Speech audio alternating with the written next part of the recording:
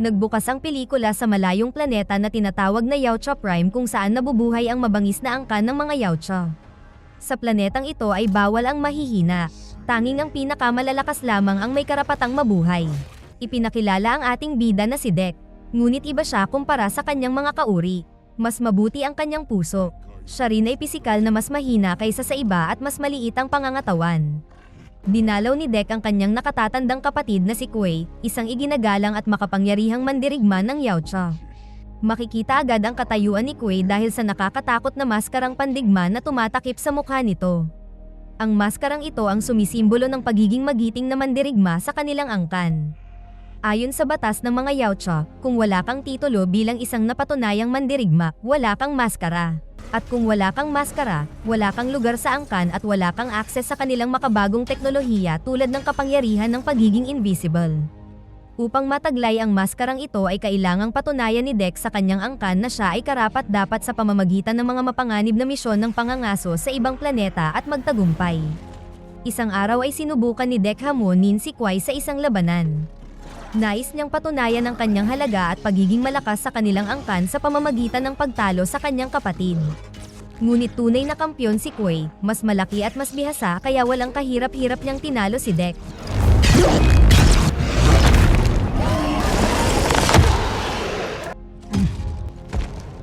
Pagkatapos ng laban, isinama siya ni Kuei sa kanilang sasakyang pangkalawakan.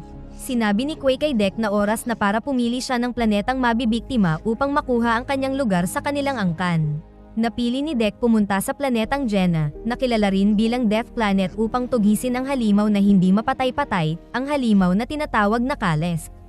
Kahit ang kanilang ama ay kinatatakutan ito, at iyon ang dahilan kung bakit nais itong tugisin ni Dek at dalhin ang ulo nito sa kanilang planeta. Pagod na siyang tingnan siya ng kanyang ama bilang mahina. Subalit hindi sang-ayon si Kuei sa naging pasya ni Dek, nangangamba sa kapakanan ng kapatid ngunit nanumpa si Dek na magtatagumpay siya. Sa sandaling iyon, dumating ang kanilang ama na si Jor, ang mabagsik na pinuno ng kanilang angkan. Galit niyang tinanong kung bakit hindi pa napapatay ng kanyang panganay na anak ang mahinang si Dek. Para sa kanya, si Dek ay masyadong mahina at hindi kailanman magiging bahagi ng kanilang angkan. Gayunman, naniniwala si Kuei na nararapat bigyan ng pagkakataon si Dek na patunayan ang kanyang sarili. Sa galit, naghagis si Jor ng isang aparato na bumihag kay Dek at inutos kay Kuei na patayin si Dek ngayon din. Pero sa halip, pinalaya ni Kuei si Dek at ginamit ang kanyang laser upang maipasok si Dek sa spaceship.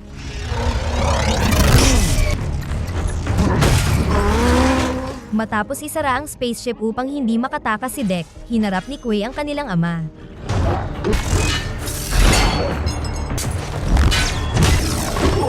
My idol! My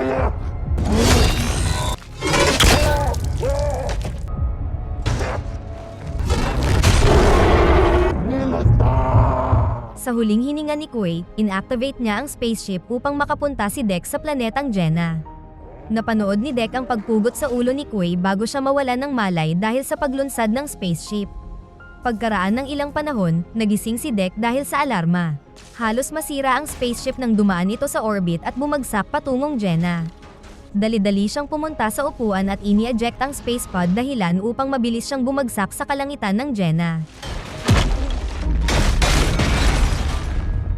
Sa kabutihang palad nakaligtas si Dek sa pagbagsak. Sugatan siya ngunit buhay. Natagpuan niya ang sarili sa isang nakakatakot at sinaunang kagubatan. Sinuri niya ang kanyang mga sandata upang tiyaking maayos ang mga ito. Nabigla siya sa isang ingay sa malapit at nagsimulang magmasid.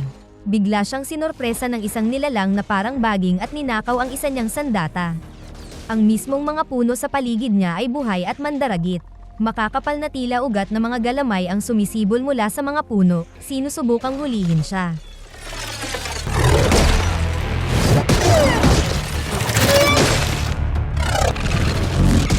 Nakipaglaban siya patungo sa isang mabatong umbok, umakyat sa mas mataas na lugar kung saan hindi siya maaabot ng mga sumasakmal na baging. Mula roon ay nasilayan niya ang buong planeta, isang nakakatakot na tanawin. Pagkatapos ay hinugasan niya ang kanyang sugat sa ilog at ginamit ang kanyang scanner upang maghanap ng halamang gamot. Sa isang dahon ay nakakita siya ng isang uod na nagsimulang maglabas ng pulang mga bilog at nang ihagis niya ay bigla itong sumabog. Pagkaraan, nagpatuloy siya sa paggalugad upang hanapin ang halimaw na Kales. Sa isang malawak na parang, nakatagpo siya ng kakaibang mga pulang halaman na sumisitsit sa kanya. Kaya maingat siyang kumilos upang maiwasan ang mga ito. Sa sandaling iyon nakarinig siya ng isang tinig na nagsasalita sa kakaibang wika at tumingala siya upang makita si Thea na nakulong sa napakalaking pugad ng vulture. Nang mapagtanto ni Thea na hindi siya maintindihan ni Deck, lumipat si Thea sa Universal Translator na nagkumpirmang isa siyang android na kilala bilang isang synthetic. Biglang lumitaw ang isang Gena vulture sa malapit at dumampot ng bato upang ihagis sa mga kakaibang halaman at dahil dito, ipinaliwanag ni Thea na ang mga karayom ng halaman ay maaaring magparalisa sa kanya. Nang mag-alok si Thea ng tulong, sinabi ni Deck na ang mga Yautja ay nangangaso ng mag-isa, at nahulaan ni Thea na narito siya para sa Kales. Naghagis pa ng mga bato ang vulture at mas maraming halaman ang na-activate kaya tinamaan si Deck ng mga karayom. Habang nagsisimula siyang mahilo, humingi si Thea ng sandata kaya inihagis ni Deck ang isa sa kanyang mga talim bago tuluyang bumagsak.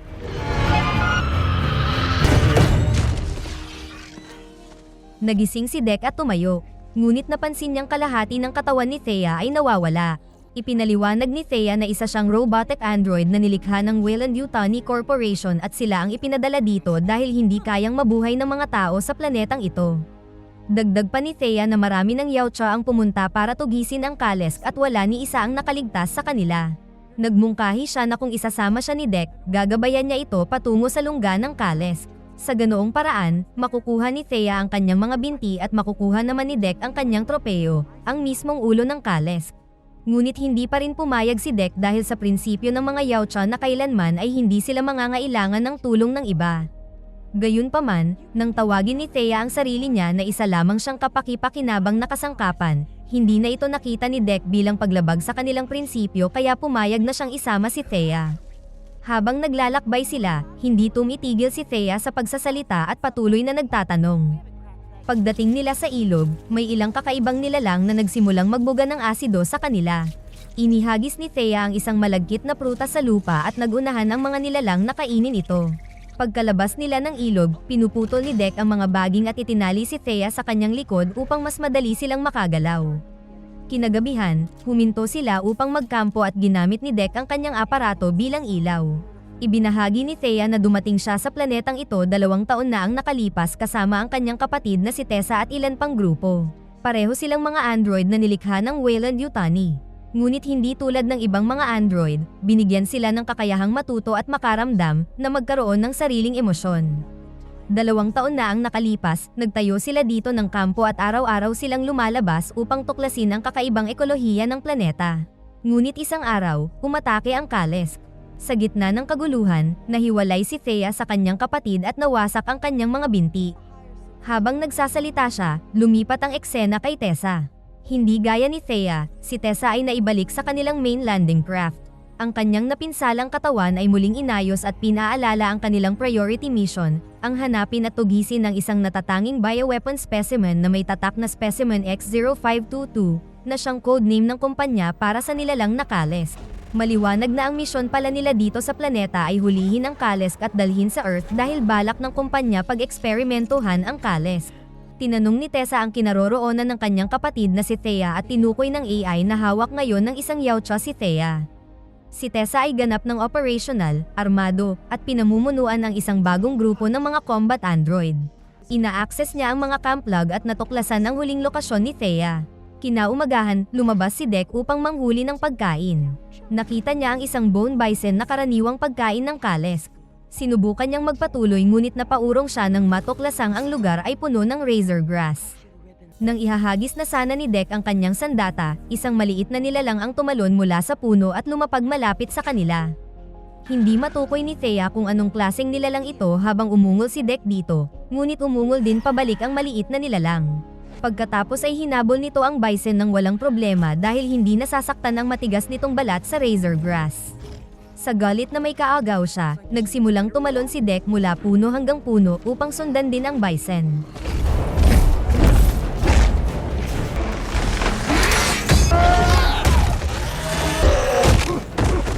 Nainis na si Deck sa maliit na nilalang kaya sinunggaban niya ito.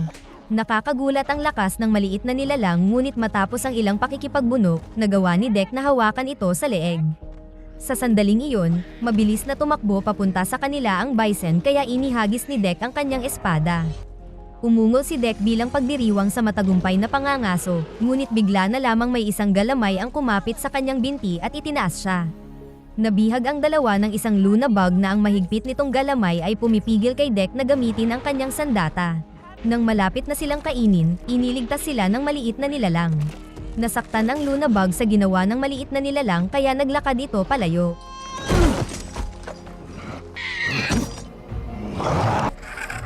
Ngunit dahil sa paghahangad ng paghihiganti, hinabol ni Deck ang Luna bug at pinutol ang isang puno upang gawing tulay. Samantala, hinahanap ni Tessa at ng kanyang grupo ng mga synthetics si Thea. Natagpuan nila ang pod ni Deck bago sila inatake ng mga baging. Agad nagpaputok ang grupo upang pabagalin ang mga ito. Ginamit nila ang kanilang mga flamethrower upang sunugin ang lahat ng baging. Kinagabihan, muling nagkampo sina Deck at Thea. Patuloy silang sinusundan ng maliit na nilalang at ginagaya ang bawat galaw ni Deck dahil hanga ito sa paraan ng kanyang pangangaso sa bison. Pinangalanan ni Thea ang maliit na nilalang bilang si Bud habang ibinahagi ni Deck ang inihaw na karne kay Bud. Tinanong ni Thea si Deck tungkol sa kanyang pamilya, kaya ibinunyag ni Deck ang masakit na katotohanan tungkol sa kanyang kapatid na pinatay ng sarili nilang ama dahil daw sa pagiging mahina nito, dahil may isang mahigpit na batas sa kanilang angkan na kung saan ang mahihina ay pinapatay. Ngunit hindi niya inamin ang katotohanan na nagsakripisyo ang kapatid niya alang-alang sa kanyang kaligtasan. Sa kalagitnaan ng gabi, natagpuan ni Tessa at ng kanyang grupo ang spacecraft ni Deck. Maraming sandatang yautya ang nakita ni Tessa at kinawilihan niya ang mga ito, kabilang ang isang granada na nagpangyelo sa kanyang kamay. Pagsapit ng bukang liwayway, naghahanda na sina Deck at Thea umalis. Ngunit tumingin si Deck kay Bud at umiling. Hindi niya isasama ang maliit na nilalang sa kanyang paglalakbay. Ngunit nakipagtalo si Thea na dapat manatili si Bud sa kanila dahil bahagi na ito ng kanilang grupo. Matigas ang tugon ni Deck. Ako ay isang yautya. Ayon sa aming mga tuntunin, wala kaming isinasama sa pangangaso. Mag-isa kaming nangangaso. At sinabi kay Thea na kaya niya lang ito isinama dahil isa lamang siya sa kanyang kasangkapan. At sa gayon, tumalikod siya.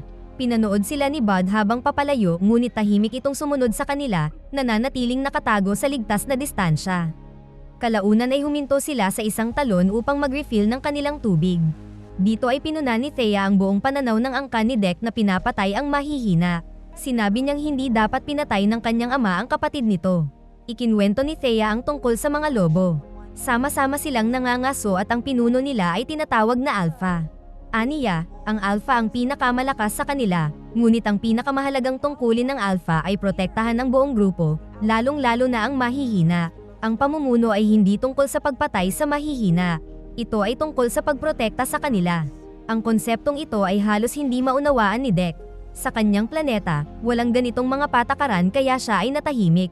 Umiikot sa kanyang isipan ang mga kwento ni Thea tungkol sa Alpha habang sila'y nagpatuloy sa paglalakbay. Sa wakas, narating nila ang kanilang destinasyon, ang lungga ng Kales. Ang mga sunog at wasak na labi ng Human Expedition Team ni Thea ay nakakalat sa paligid. Ito ang iniwang bakas ng massacre 2 taon na ang nakalipas. Sa gitna ng mga wreckage, natagpuan ni Thea ang isang selyadong storage crate. Sa loob nito ay ang kanyang orihinal at buo pang mga robotic legs. Sa kabutihang palad gumagana pa rin ang repair machine at magagamit niya ito upang muling pagdugtungin ang dalawang bahagi ng kanyang katawan. Labis ang pasalamat niya kay Deck sa tulong nito ngunit humingi rin ng paumanhin at may isang bagay siyang inamin. Binalaan niya si Deck na umalis na ito sa lalong madaling panahon dahil mula nang kumonekta ang kanyang mga sistema, automatiko itong magpapadala ng status update kaya alam na ngayon ng kapatid niya ang kanilang lokasyon at papunta na ito kasama ang isang buong combat squad. Ipinaliwanag ni Thea na ang pangunahing misyon nila kaya sila ipinadala rito ay upang hulihin ang Kales para sa eksperimento. Dagdag niya pa na ang kanyang kapatid na si Tessa ay mas malupit at walang awa at ayaw niyang mapahamak si Deck. Nagliyab sa galit ang mga mata ni Deck. Pakiramdam niya'y pinagtaksilan siya ni Thea at nais pa nilang agawin ang kanyang tropeo. Tumanggi siyang umalis at sinabing mas gugustuhin niyang mamatay ng may dangal kaysa tumakas na parang duwag. Sa gitna ng mga guho ay may natapong langis, kaya sinindihan ito ni Deck upang lumikha ng makapal na usok na makapagpapaakit sa Kales. Hindi nagtagal ay lumitaw na nga ang Kales.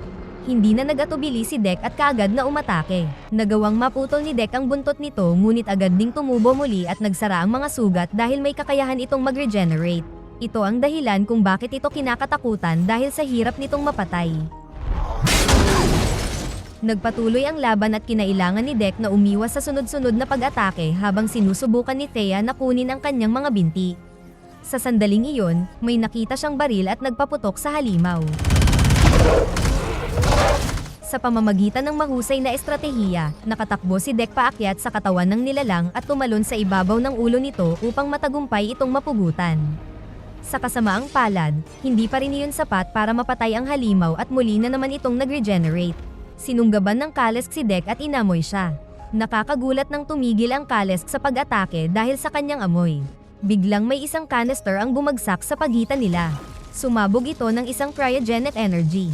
Sa isang iglap, parehong nagyelo sina Dek at ang Kalesk. Dumating na pala si Tessa kasama ang kanyang grupo. Makalipas ang ilang oras, nagising si Dek na nakatali sa isang mesa. Nasa suspension mode si Thea dahil nakakonekta siya sa repair machine at nabasa na ni Tessa ang lahat ng kanyang logs. Nagtaka si Tessa kung bakit buhay pa si Dek dahil batid niya na karaniwang pinapatay ng mga Yautja ang mahihinang nilalang sa kanilang angkan. Pagkatapos, ginising ni Tessa si Thea at binati siya sa pagkakahuli ng 2 specimen. Binigyan niya si Dek ng masakit na iniksyon para pag-eksperimentohan. Nabigla si Thea at natakot para kay Dek. Nakiusap siya kay Tessa na pakawalan si Dek, sinasabing hindi siya bahagi ng kanilang misyon. Dagdag niya pa na dapat kunin na lang nila ang mga armas ni Dek at pakawalan siya. Ngunit hindi siya pinansin ni Tessa. Dahil dito gumawa ng desisyon si Thea kung saan pinakawalan niya si Dek. Nang makalaya, hindi nag-atubili si Dek at tumalon sa malalim na ilog sa malapit at naglaho sa agos bago pa makapagpaputok ang pangkat ni Tessa. Mayroon lamang isang ligtas na lugar na mapupuntahan si Dek, ito ay ang bumagsak na starship ng kanyang kapatid. Bumalik siya doon at ginamit ang mga advanced na sistemang medikal ng ship upang pagalingin ang kanyang mga sugat at alisin ang kumokontrol na serum sa kanyang dugo. Pagkatapos ay nakita niya ang battle mask ng kanyang kapatid sa tabi.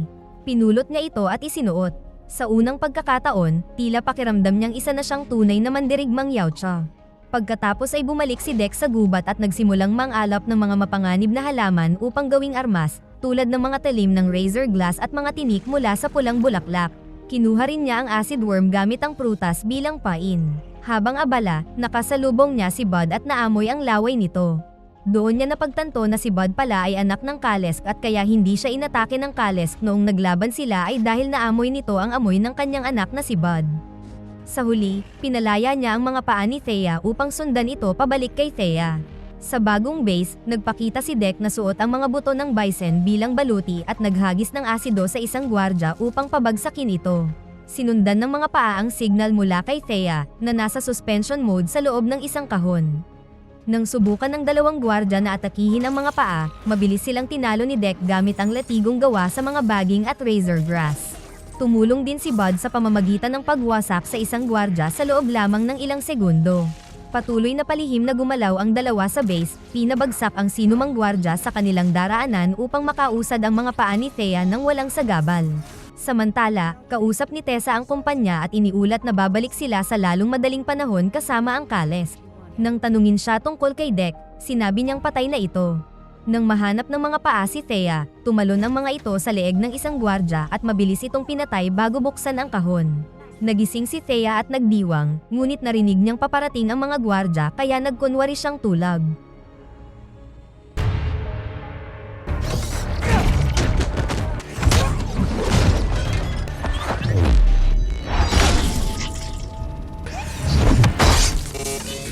Nang muling makabit ang paa ni Thea at bumalik ang buong lakas nito, nais niyang tumakas na sila ngunit sinabi ni Dek na kailangan muna nilang palayain ang Kalesk dahil nalaman niya ang Kalesk pala ay ang ina ni Bud.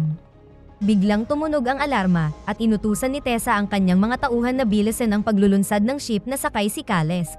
Habang iniimbestigahan ni Tessa ang nangyayari, natagpuan ng grupo ng mga sundalo si Dek ngunit hindi nila inasahan ang nakahandang patibong.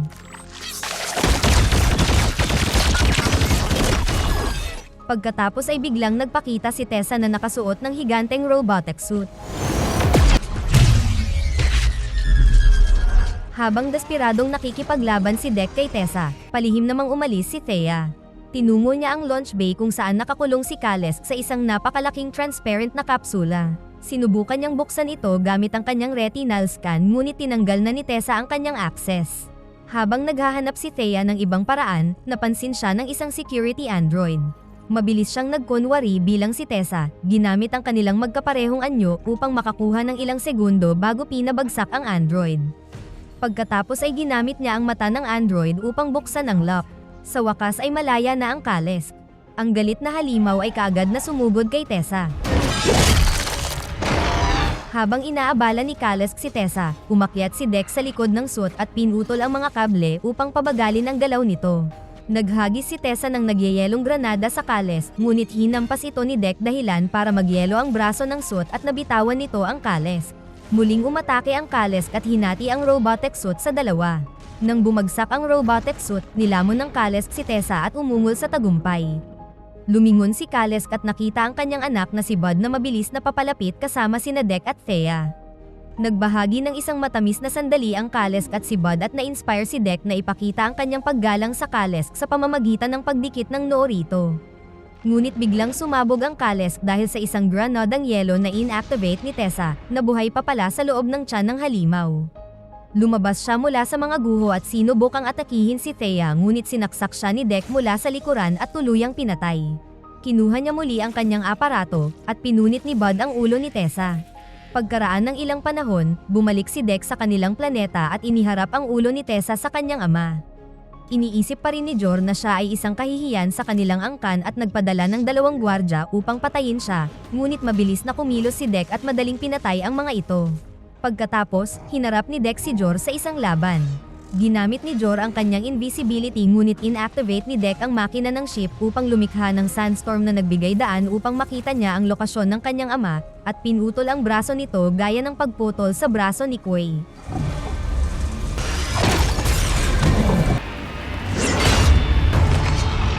Sa wakas ay kinikilala na siya ng kanyang ama at inalok ng pwesto muli sa angkan.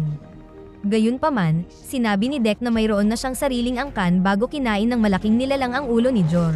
Ito pala ay si Bud na lumaki na. Binati siya ni Thea habang kinukuha ni Deck ang balabal ng kanyang ama. Sa sandaling iyon, may isa pang spaceship ang lumitaw at sinabi ni Deck na iyon ang kanyang ina.